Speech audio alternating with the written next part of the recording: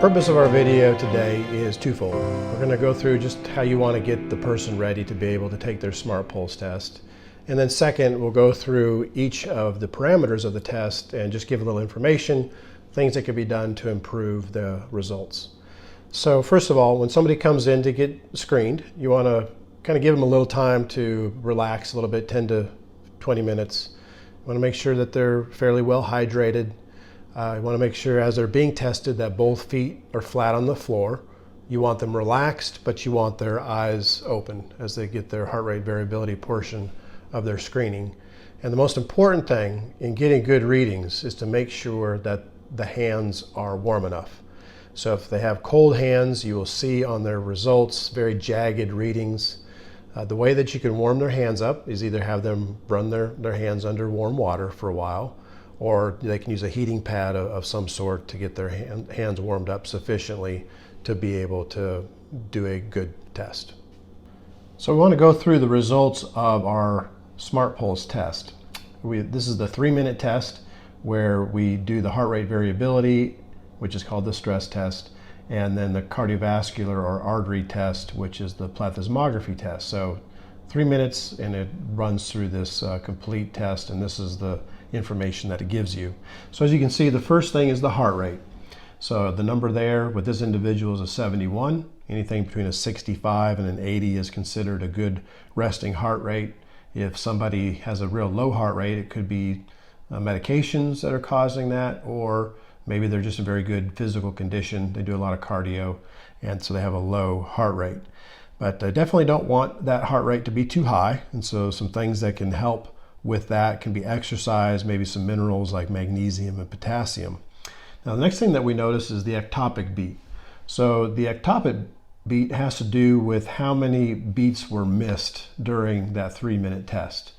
Anything below a 5 and under is a good test. If it's above that, it could mean that you're not getting good readings. Maybe they're not warm enough. Maybe their heartbeat is so slight that it's hard to pick up. Or it could be some sort of arrhythmia type of an issue. So sometimes doing a retest can be beneficial if you have a real high ectopic beat number. So some things that can be done nutritionally to help support that if they definitely have some electrical issues with the heart can be taurine, arginine, citrulline, beets, fish oil, magnesium, as well as potassium, to name a few. The next thing that we notice on the test is the stress information. And the first thing is the physical stress. So this is a good indicator as to whether somebody has physical issues that need to be addressed. And there could be any number of things. Just getting the individual healthier in general can be a real good thing that can be helpful. The other thing that we see is the mental stress.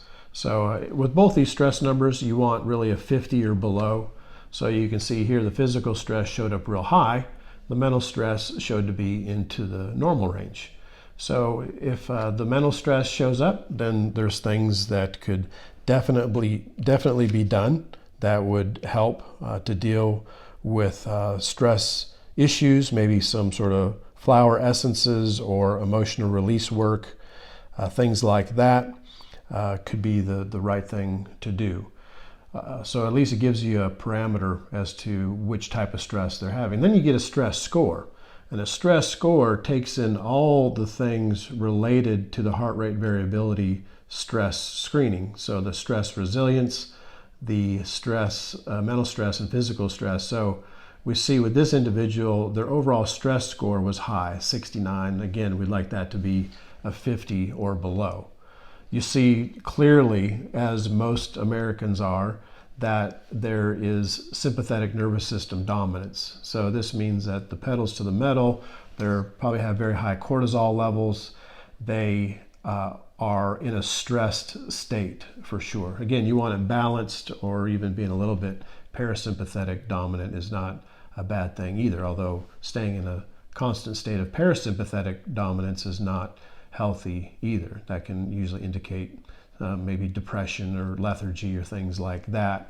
People in this condition, a lot of times their blood pressure is up and those type of things. So again, dealing with those particular issues, the stress issues, can be very helpful. Exercise, deep breathing exercises, all those things can be very helpful to get that stress score into balance.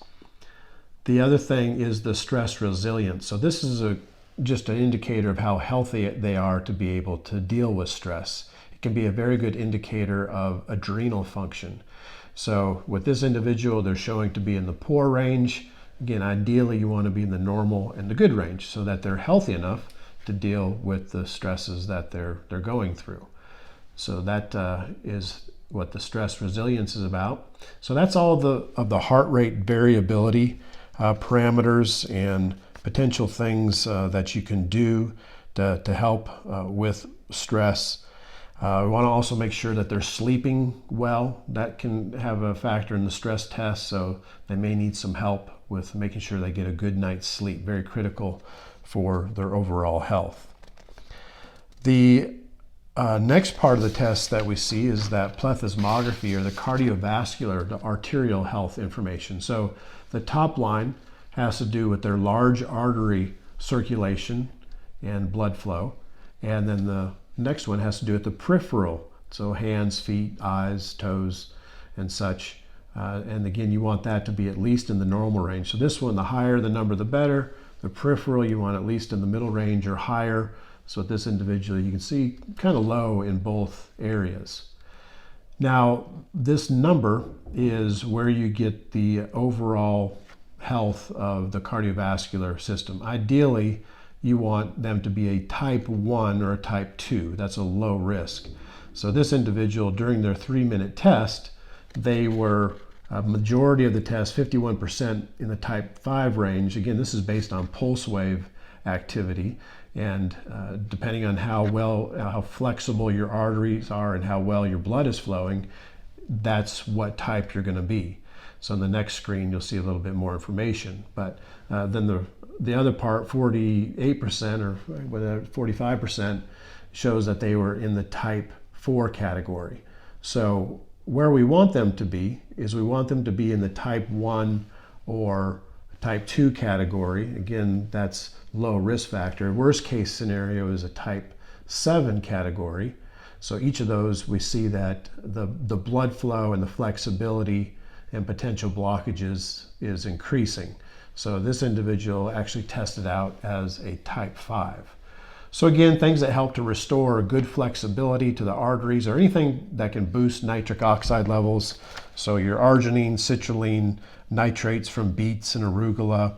Exercise helps for nitric oxide benefits. Various lifestyle. Other things you might look at would be fish oil, B vitamins, CoQ10, oral chelation, magnesium, potassium, hawthorn berry, and also looking at helping them with a Mediterranean or a DASH diet, which has proven to be very successful in helping people with cardiometabolic issues, as well as helping them to balance their blood sugar, which there's a definite correlation to high insulin numbers and causing cardiovascular types of issues. So all of those things could come into play and show to be beneficial over time when you do retesting. So then the last thing is a arterial score. So 85 and above is really what you want to be to put them into the good range, and this individual tested out as a 32. So overall, there's some things that this individual can do to try to get these numbers all to be in a better place. And certainly over the years that I've been doing this, since 2005, when people will follow the proper protocols, we see 90% of the people improve in their screening after 90 days.